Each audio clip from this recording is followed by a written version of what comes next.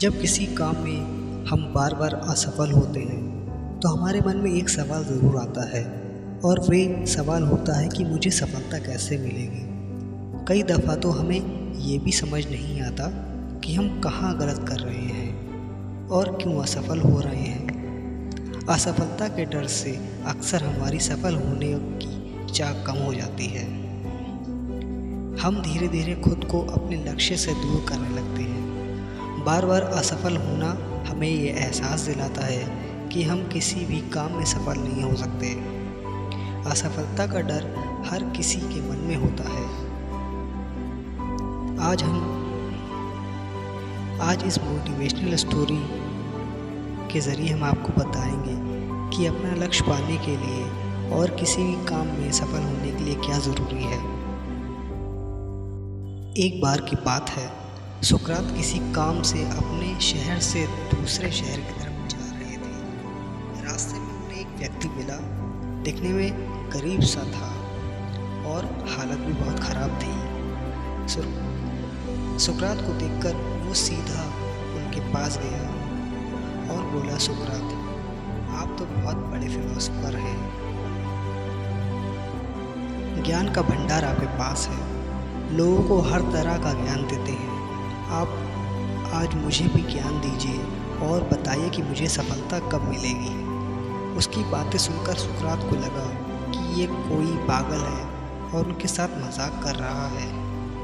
वो उसकी बात का जवाब दिए बिना वहाँ से निकल गए, लेकिन उस व्यक्ति ने उन्हें जाने नहीं दिया और अपने सवाल पर अड़ा रहा। उससे तंग आकर सुकरात ने उसे बोला, पास में एक नदी है, कल सुबह तुम वहाँ पर आ जाना। मैं अपने साथ एक दो और ज्ञानी को लेकर आऊँगा और तुम्हें तुम्हारे सवाल का जवाब दे दूँगा। अगले दिन वे व्यक्ति नदी के पास पहुँच गया और सुकरात भी दो लोगों के साथ वहाँ आ गए। सुकरात ने उस व्यक्ति से कहा, चलो नदी में उतरकर इसकी गहराई नापते हैं और वहीं मैं तुम्हारे सवाल का जवाब दे दूँगा। जैसे ही वो लोग नदी में थोड़ा आगे बढ़े तो सुकरात ने अपने दोनों साथियों के साथ मिलकर उस व्यक्ति को पानी में डुबा दिया। पानी में डूबते ही वो व्यक्ति इधर उधर अपने हाथ पैर मारने लगा। उसको छटपटाता देख थोड़ी देर में सुकरात ने उसे छोड़ दिया और व्यक्ति बहुत तेज़ी से तैरता हुआ नदी के बाहर आया और ज़ोर ज़ोर से सांसें लेने लगा।